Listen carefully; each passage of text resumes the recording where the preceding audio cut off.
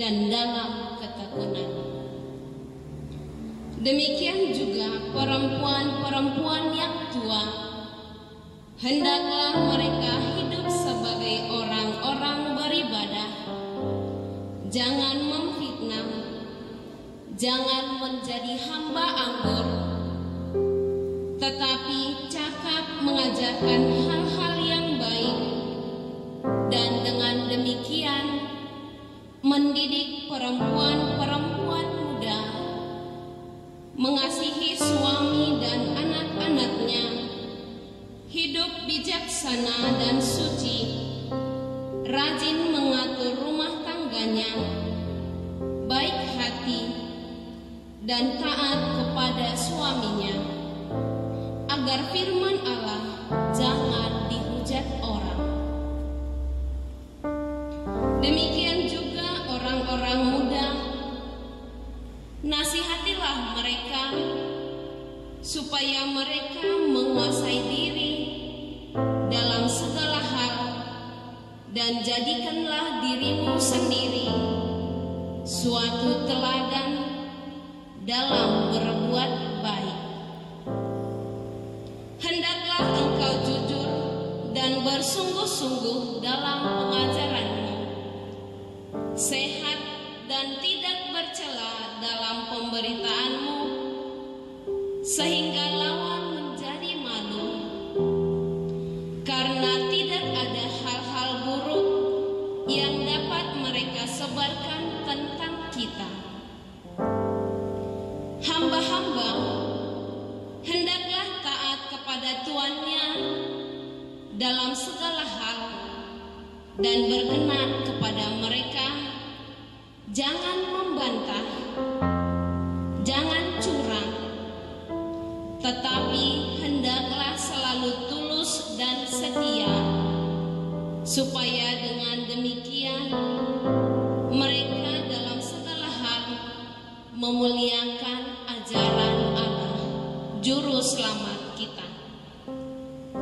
Karena kasih karunia Allah yang menyelamatkan semua manusia sudah nyata. Ia mendidik kita supaya kita meninggalkan kefasikan dan keinginan-keinginan duniawi, dan supaya kita hidup bijaksana, adil, dan beribadah di dalam dunia sekarang ini, dengan menantikan penggenapan pengharapan kita yang penuh bahagia dan penyataan kemuliaan Allah yang maha besar dan Juru Selamat kita, Yesus Kristus, yang telah menyerahkan dirinya bagi kita untuk membebaskan kita dari segala kejahatan, dan untuk menguduskan bagi dirinya suatu umat, kepunyaannya sendiri yang rajin itu.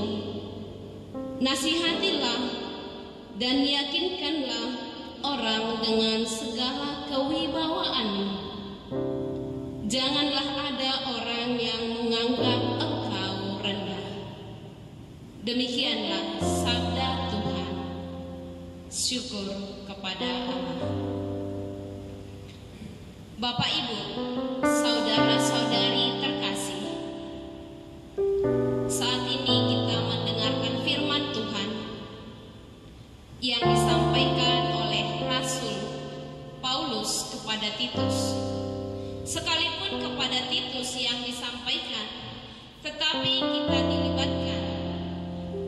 Hal penting yang pertama di sini dilibatkan yaitu orang tua, pemuda, dan hamba.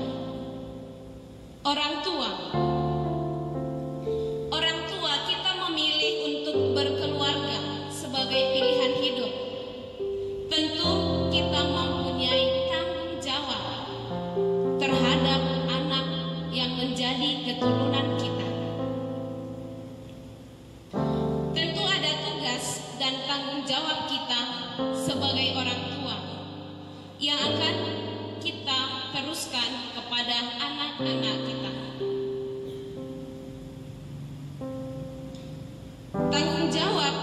sebagai orang tua bagi anak-anak itu, bahkan untuk generasi penerus, karena akan terus-menerus terjadi regenerasi. Maka bagaimana sikap dan perbuatan kita sebagai orang tua, sebagai ayah atau sebagai ibu? Yang pertama sekali dirasakan oleh anak yaitu di dalam keluarga. Maka setiap tingkah laku dan bahkan cara kita menghadapi masalah, bahkan dalam mengambil sebuah keputusan, sekalipun itu hal yang terkecil di dalam kehidupan kita, itu sangatlah berpengaruh terhadap masa depan anak-anak, yang nantinya sebagai cara atau contoh ataupun teladan bagi anak ketika ia menghadapi sebuah permasalahan. Itu yang akan menjadi pembelajaran bermakna yang akan diterapkan jadi contoh ketika orang tua saya menghadapi permasalahan di dalam keluarga. Orang tua saya melakukan hal seperti ini di dalam pengambilan solusi yang menjadi keputusan yang akan dirasakan sebagai hasil dari proses perbuatan yang dilakukan. Maka Bapak Ibu saudara-saudari terkasih, sebagai orang tua kita perlu berhati-hati di dalam bertingkah laku. Apalagi di masa-masa sekarang ini, masa yang era globalisasi, era digital, ada banyak hal yang menjadi pengaruh, baik hal buruk maupun hal yang positif bagi anak-anak. Bagi orang tua sekarang ini, yang mungkin di masa kita para orang tua, masa orang tua kita yang dulu belum begitu mengenal era digital.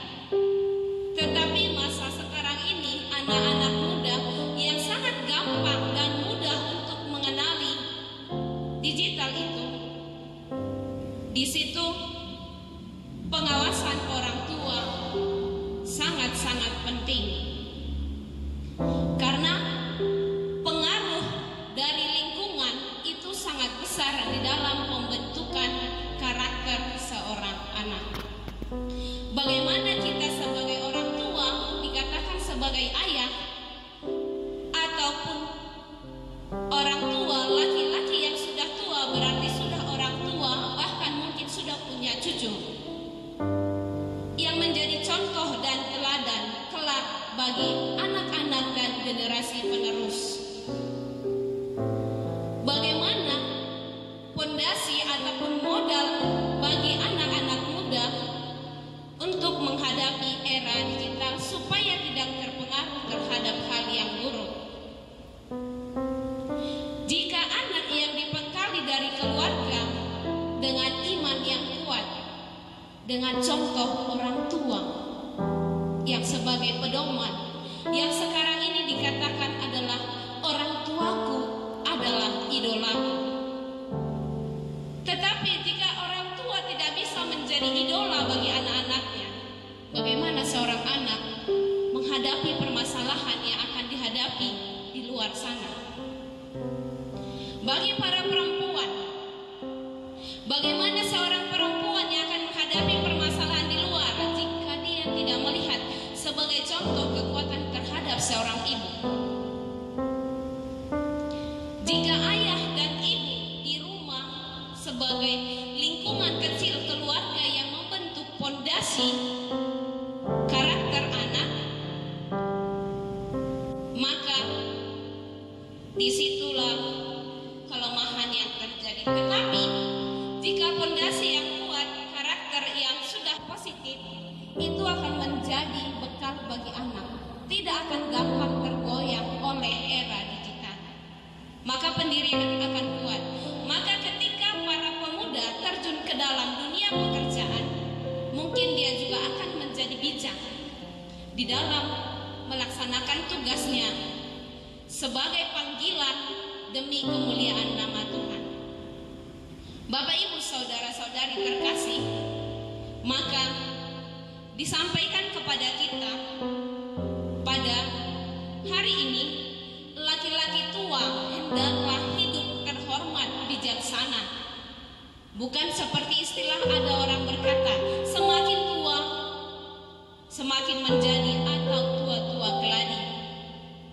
Kemudian perempuan tua bagaimana mengajarkan hal yang baik, nantinya akan berkeluarga, bertemu dengan ibu mertua dan lain sebagainya, supaya ia mampu menghadapi permasalahan dan menyesuaikan diri terhadap lingkungan-lingkungan yang baru.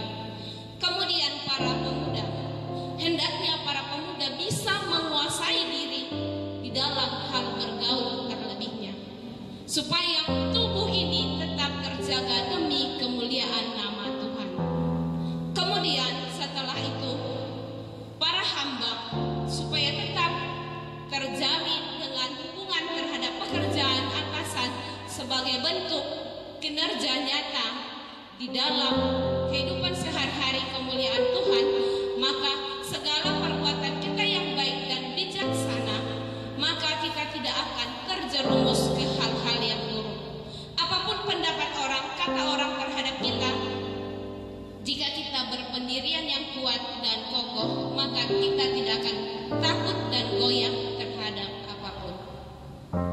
Maka mari kita mempersiapkan diri, baik sebagai orang tua, pemuda, anak-anak, generasi bangsa yang akan mengisi bangsa ini demi kemuliaan nama Tuhan. Semoga Tuhan selalu beserta kita dan memberkati kita. Amin.